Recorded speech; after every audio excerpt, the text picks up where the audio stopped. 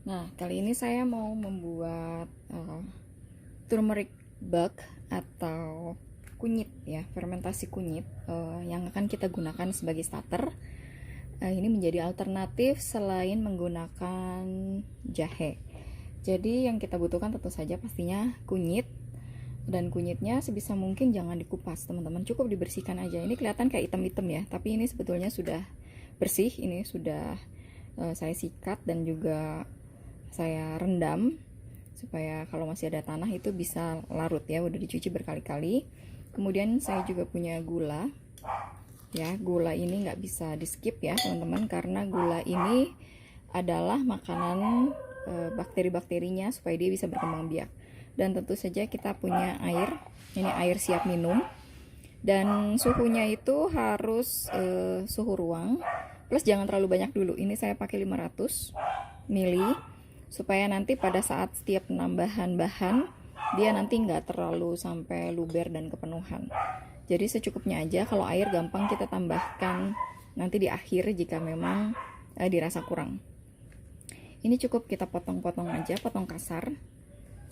Teman-teman yang misalnya mau diparut, sebetulnya sih sah-sah aja ya. Cuman biasanya nanti pada saat pengambilan gitu jadi harus disaring dan agak ribet. Tapi kalau besar-besar gini kan gampang ya, kalaupun nanti disaring terpisahnya dengan mudah dan bisa kita balikin lagi gitu. Kalau yang diparut itu suka menutup lubang saringan ya. Ini mohon maaf nih, lagi punya banyak anak-anak anjing, jadi back sound kalau pagi. Nah, ini kita masukkan aja semuanya ke dalam wadah toples kaca.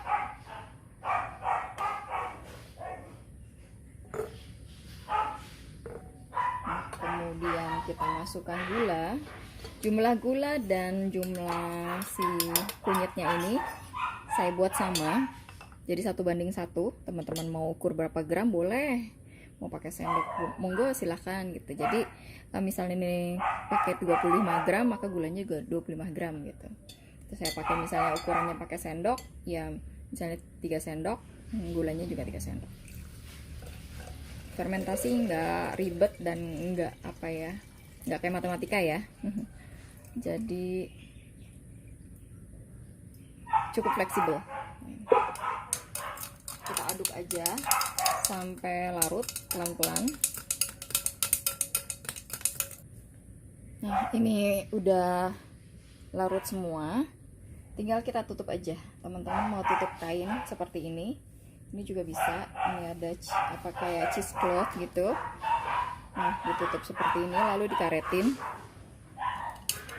Itu juga bisa ya, yang penting rapat.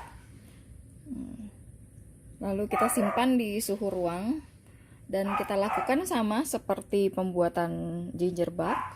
Kita akan feeding setiap hari, plus kita tambahin sumber probiotiknya. Nah, ini kebetulan saya punya ini nih topi. Saya udah bikin topi. Ini lebih praktis aja karena kepake terus, jadi saya buat. Kebetulan ada sisa bahan, udah dikaretin, jadinya saya nggak pusing-pusing nyari-nyari karet gitu ya. Nah, ini udah saya tutup gini aja, jauh lebih praktis, dan tinggal kita taruh di suhu ruang. Oke, saya akan lanjut lagi teman-teman, supaya sekalian nih videonya karena ini nggak terlalu panjang. Jadi ini saya udah siapin juga air, gula lagi juga ya. Nah, kali ini kita menggunakan galangal atau kita taunya laos atau lengkuas ya.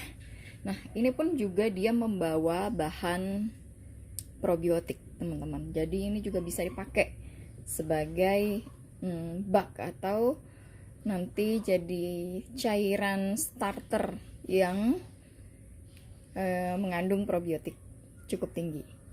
Cuman kenapa dia nggak populer? Karena kembali lagi ke masalah rasa. Apalagi kita nih ya, kita kan masak biasanya pakai ini. Jadi, dan lengkuas atau laos ini jarang kita pakai untuk minum. Beda sama jahe atau kunyit. Nah, kalau kunyit mungkin bisa jadi alternatif buat teman-teman yang nggak suka rasa jahe, bisa bikin pakai kunyit. Tapi memang kalau lengkuas ini cukup identik dengan bumbu masak ya. Jadi kadang-kadang memang rasanya ada yang nggak gitu suka dan malah mengingatkan pada masakan tertentu, misalnya kayak soto, opor gitu. Ya memang rasanya nggak familiar untuk dijadikan minuman. Tapi untuk trivia aja, paling tidak teman-teman tahu bahwa ini pun bisa dibuat gitu. Jadi kalau sampai ada yang cerita gitu kan, kayak dia membuat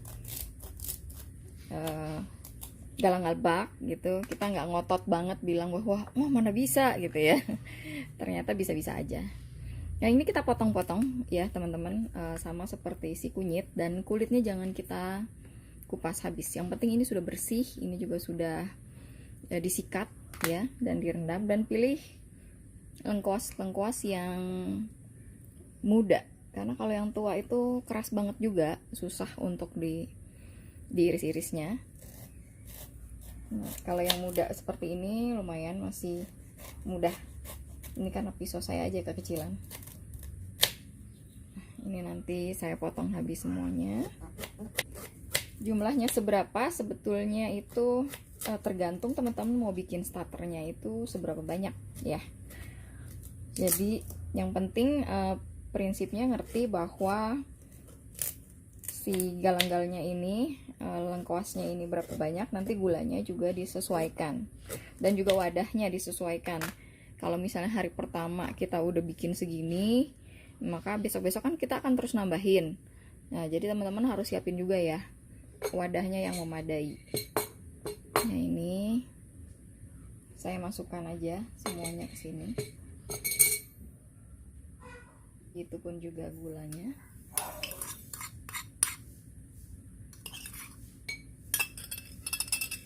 Lalu airnya.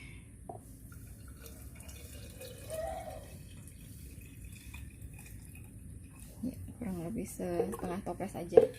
Terus kita aduk sampai larut semuanya. Nah ini udah larut semua, kemudian kita tutup kain ya, seperti itu. Terus sudah kita taruh aja nih di suhu ruang ya, seperti ini. Tinggal kita feeding setiap hari, kita tambahin juga bahan pembawa probiotiknya beserta gulanya untuk makanannya, supaya dia berkembang membelah diri semakin banyak dan lebih cepat.